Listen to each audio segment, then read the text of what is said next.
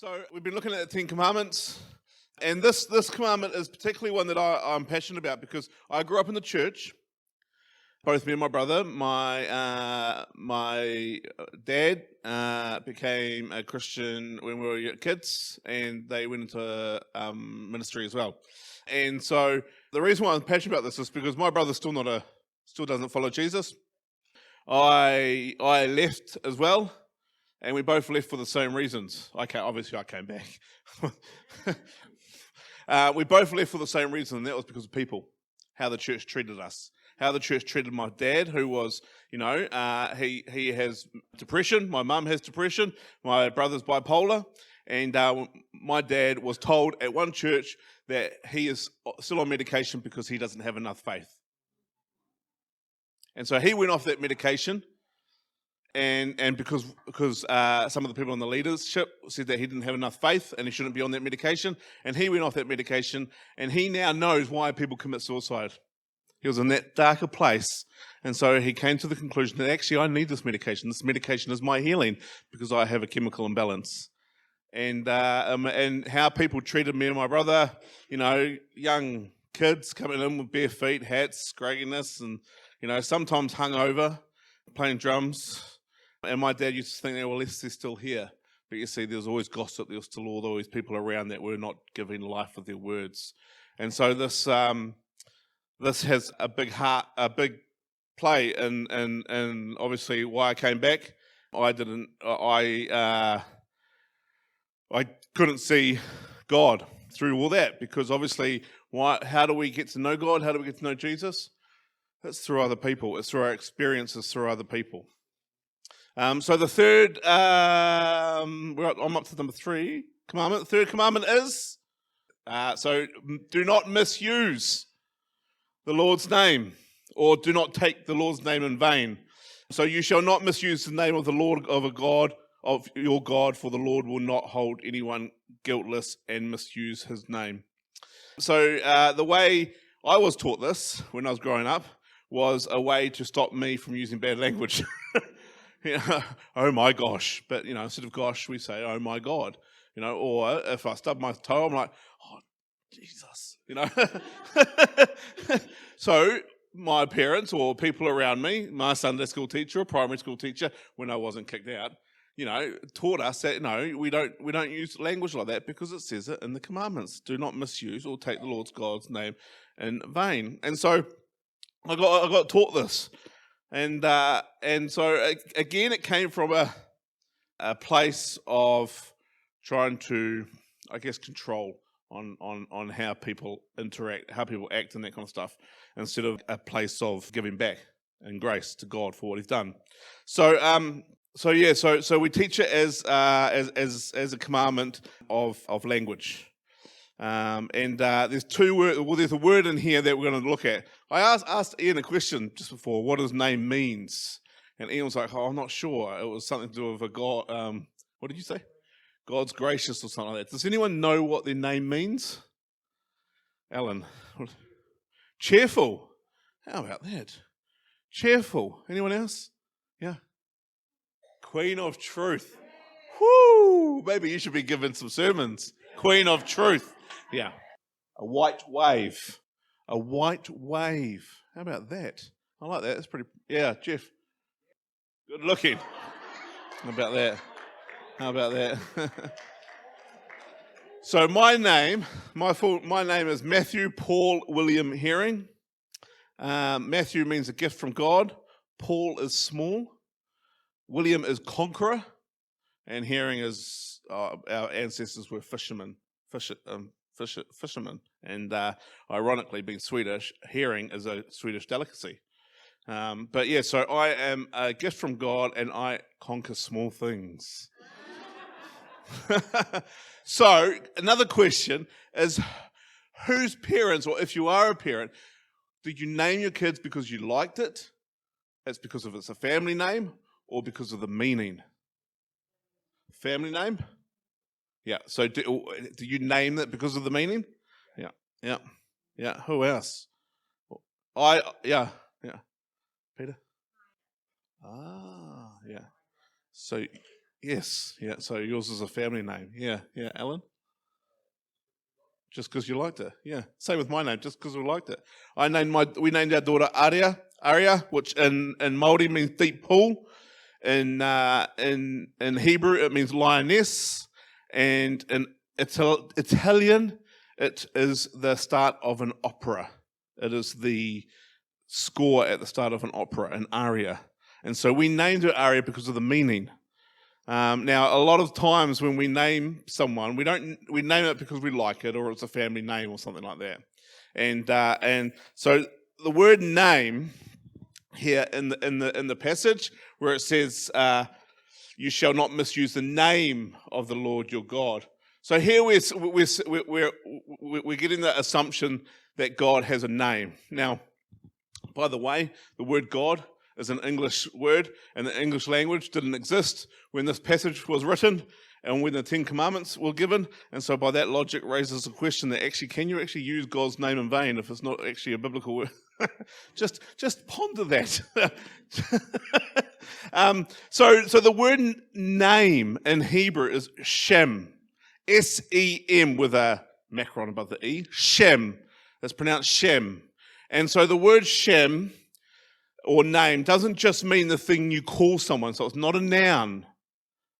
It's like my name. My name is, when you call me by Matt, you're using a noun, and you're talking to me. And when you say Matt, I know you're not. I know you're talking to me, and you're not talking to Alan. Otherwise, you'll just say Alan. So the word name in the Testament is not a noun. The word name isn't just like the single word that tells you who you're talking to. It's got deeper things. And so, now, by the way, just because it doesn't mean this isn't about the language, it doesn't mean that we can go around and start using Jesus and God and and our vocabulary like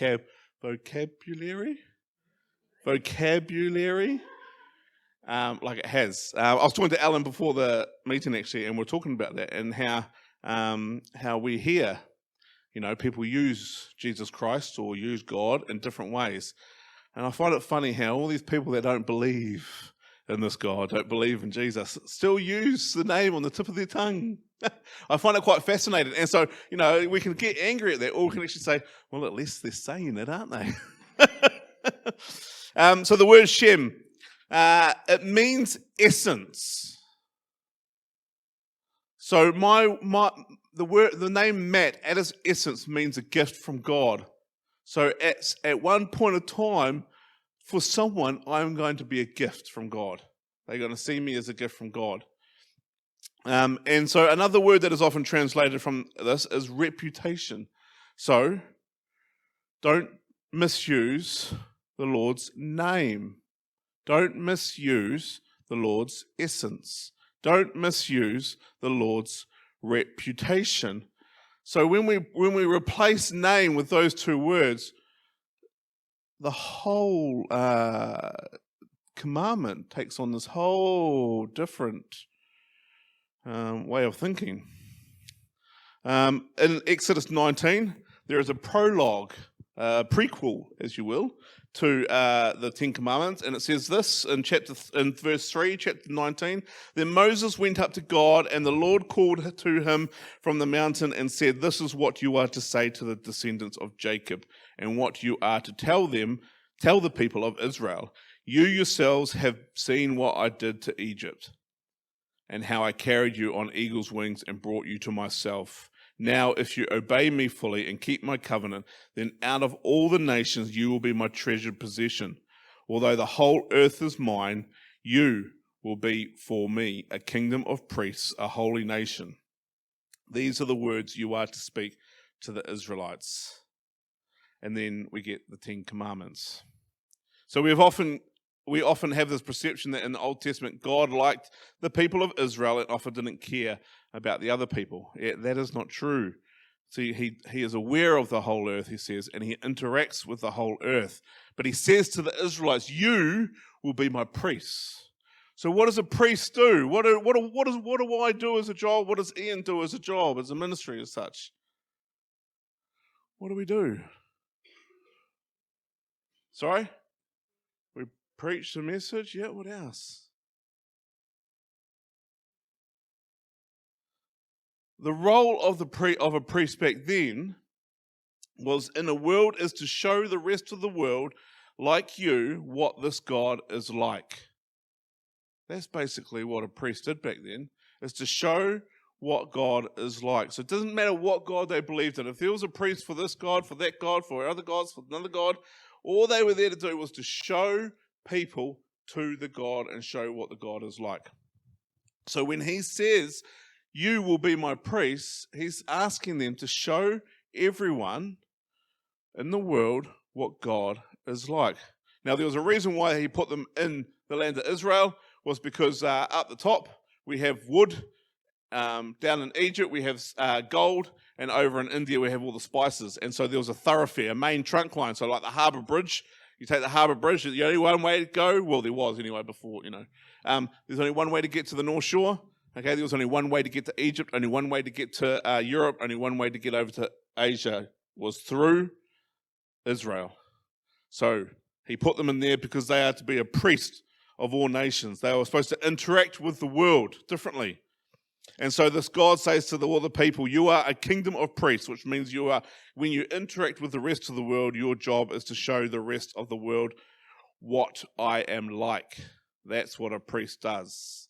And so there is something given to this group of people where this God says, now you will go, and every time you interact with someone, you will carry God's essence, or you will be responsible for this God's reputation in the world around us.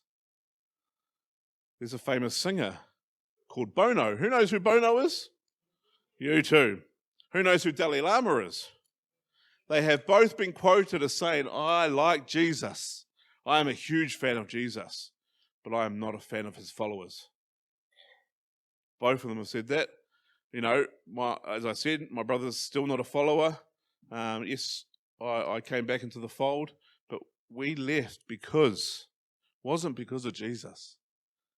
It was because of who he was. It was because that we didn't know him, because we didn't get taught. We didn't see him where we were. So, does it mean to say words angrily, or to swear, or as a swear word, or does it mean something else? This commandment, you shall not misuse the name of God. So what does misuse mean? Misuse the reputation. The word misuse, so we've looked at the word Shem for name. Let's have a look at the word misuse. Means the name is Leshav. Leshav is a Hebrew name, Hebrew word for that. And you'll find it in verses all over the Old Testament when you're looking at it. So when you see it says false reports or false testimony or anything like that, that word false, the word is leshav, misuse. Leshav.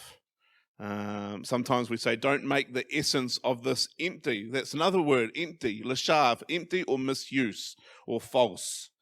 Don't make this essence empty. I think you probably heard it like, don't take his name in vain, which is a similar word.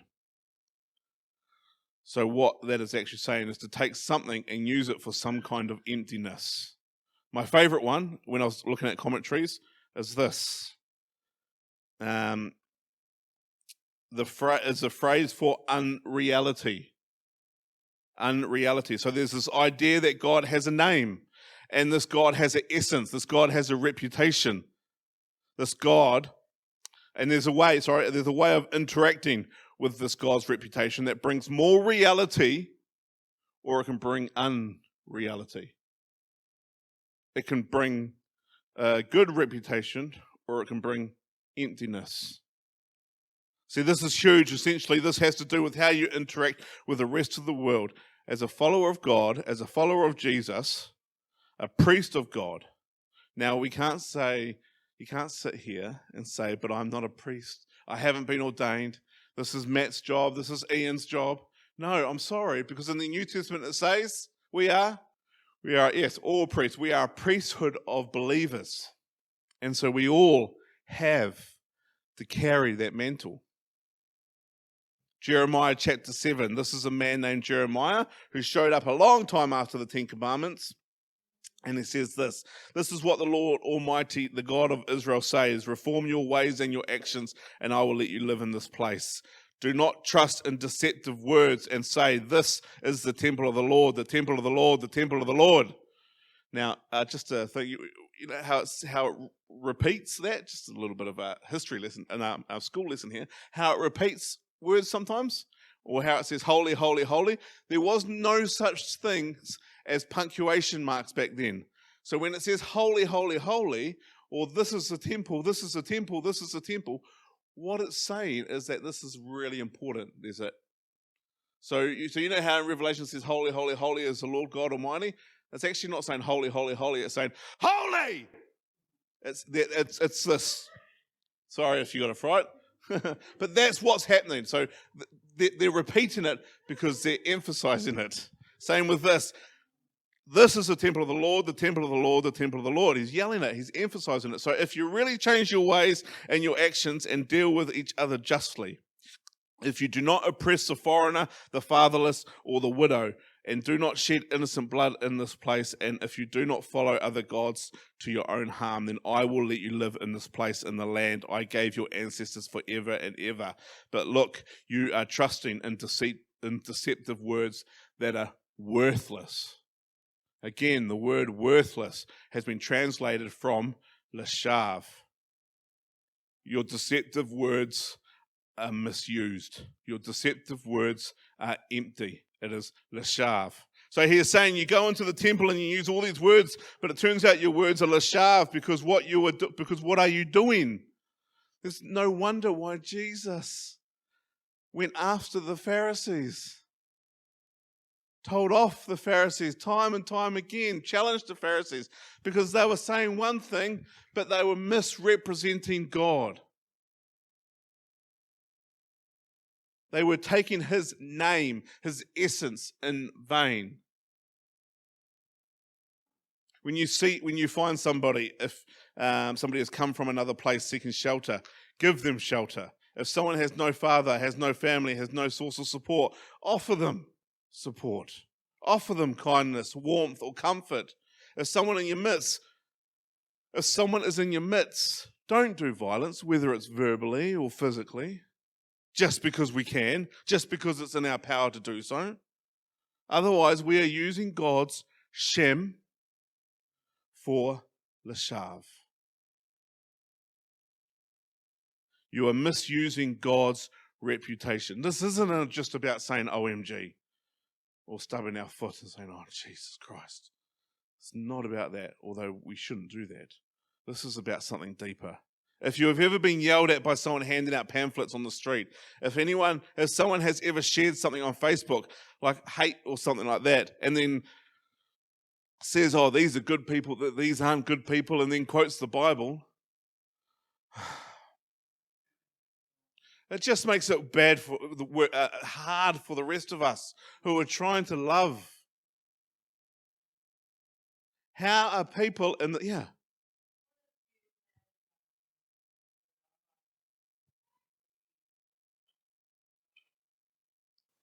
It's a hard example, because there's nothing wrong with anger, but it's how that anger is used. Jesus sat near the temple and made that whip. He just sat there for a long time making that whip. It wasn't a reaction. So I guess it's how that reaction is. And a lot of the times I think we can sit here and beat us up all the time about our humanity. And sit here and say, I have reactions quite often, and so when I see sin, I see one thing: is it harm? Is it going against God? Is it going against my relationship between me and God? Is it hurting my relationship with me and others? Is it hurting my relationship with me? But I think sometimes we beat ourselves up and we don't. Yeah. And I'm not going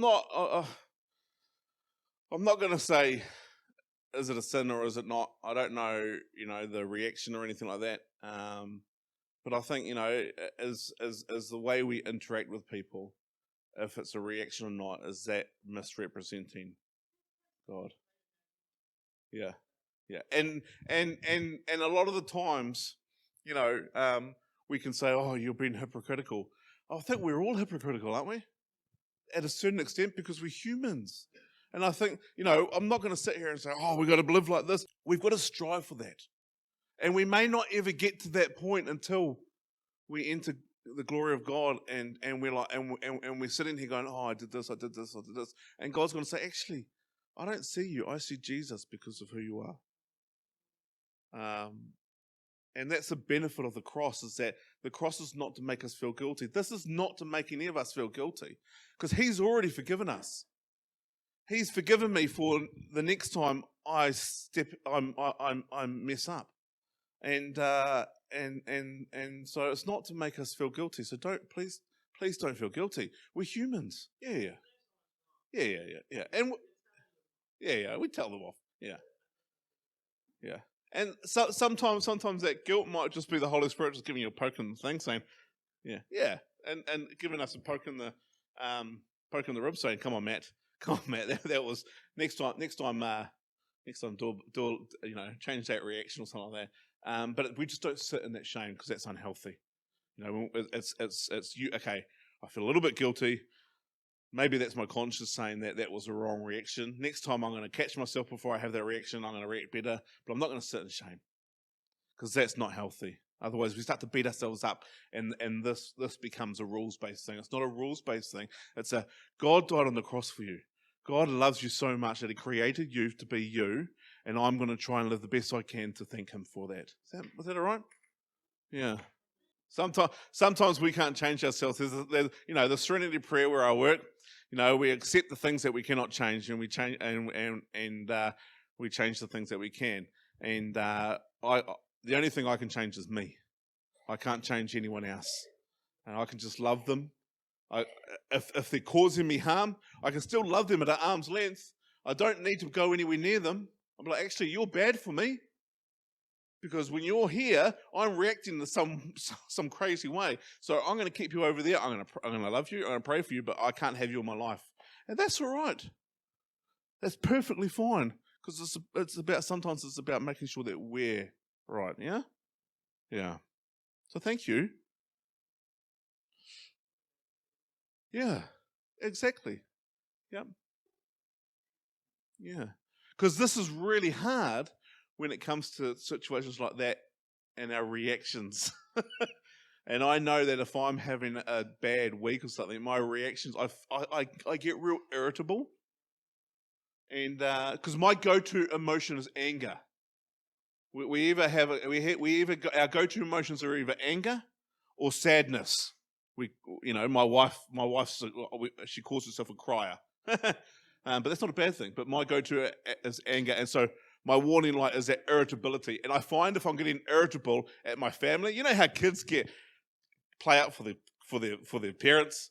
I do that with my family. I play out for my wife. I play out for because it's a safe space. And so if I'm getting irritable in that space, I know, okay, so something's not right here. Something's going on. And so I need to make sure that irritability is not coming out into people that don't know me, because when I'm out and about, I've got to show Jesus. And so it's about learning those situations, not dwelling on them. Yeah. Yeah. I got so many people who try and test me. Blimey. No. Look, the benefit of Jesus is He lived on this earth. He understands when people irritated Him. I mean, those disciples must have really irritated Him. They did some stupid stuff. I mean, he had two disciples that wanted to flip and burn a whole town down, and Jesus like, "What are you doing?" After all that time of being with them, they're still acting like that. So please don't beat yourself up. We're just humans. We're trying to navigate this weird and wacky and chaotic and wonderful world. And it'd be so much easier if people weren't involved in it.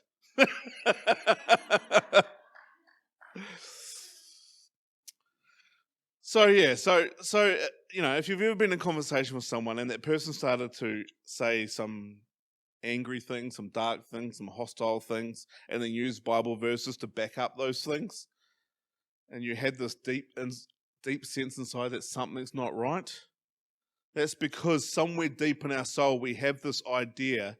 We have this idea of, okay, this is a God who has a sense of reality. This is a God who has an essence of reputation, and this person is misusing that. And I guess for me, I'm not talking about those moments. I'm talking about the people who just constantly do it because they think it's right to do, and they're using they're using their faith to justify their actions. You're not. And so those little moments that we have, this isn't, I don't think this is speaking into that. This is speaking into those people who are literally misrepresenting God, who sometimes are standing up in my position and using my position to control people, to hold power over people, to make people feel bad, to make people fear God. I know we fear God because of who he is, but we should be making people love God. We should be wanting people to find out who this Jesus is. I find that when people actually understand who Jesus is, they like Jesus. Jesus, he healed people. He brought people into his fold, like Matthew the tax collector, who was shunned from society. How can you not like this guy for doing that? It's us. It's the followers that can sometimes, yeah. I was over in San Francisco. I'm going to leave it at this. So do we want to sing? I was over in San Francisco learning and training under a guy called Francis Chan, who's a pastor over there. And they were running a whole bunch of house churches, and they're in McDonald's and having a bit of a feed in one of their house churches that we're at. And there was a whole bunch of people just swearing and all that and carrying on in the corner. Now, I don't know if they were followers of Jesus. Who knows? But one of the mums said to the little daughter, Katie, says, now, you do know that we don't act that way. And she said to her mum, she was only about 5 or 6, she said to her mum, no, I know I don't, because this person, this person, this person, this person, this person doesn't act like that. She was naming all the parents in the house church. So she was watching, at a young age, a 5-year-old, they didn't have kids' church or something like that. They would just play with their Lego or something while the parents were learning. But she was, as a 5-year-old, was watching how these parents were interacting with each other, how these adults were interacting with each other. And when her mum says, we don't talk like that or we don't act like that, because it was quite loud and ruckus, she said, no, I know, because of the example that has been made. I wonder if that was the example when me and my brother were growing up, if things might have been a bit different. If we didn't misuse God. There's something in you thinking, this isn't the way, this is not the God that I worship, that I pray to. And so anytime that we are seeing someone use God's essence, reputation in vain, then something's wrong. I hope that you get a sense of something bigger about this commandment. It's just not about words. It's about God's reputation and how are we showing people. I sat in spirituality group last week talking to the people in the rehab, and I asked them, I said, these people aren't Christians. They're not, asking them about their spirituality. And I said, and we're looking at the third step, which has the word God in it. And I said, how do you know? Everyone's got their expectations, their understanding of God, of who this God is. And I said, how do you know that? They all said, by people.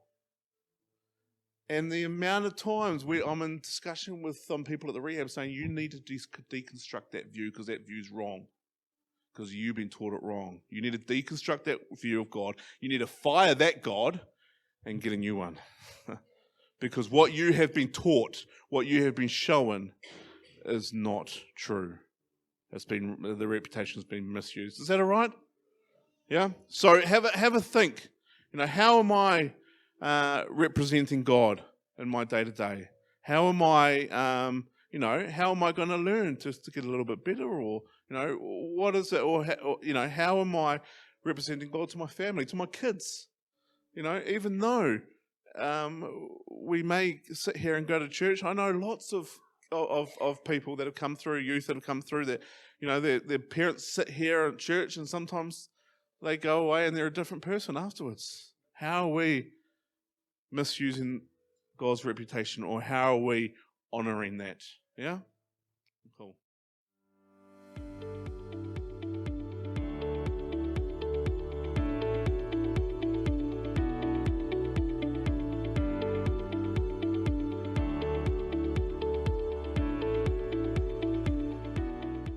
Hey, thanks for listening. If you want to hear more or join our community, feel free to come join us down at 532 Donbuck Road, Massey, opposite the community centre. Thank you and God bless.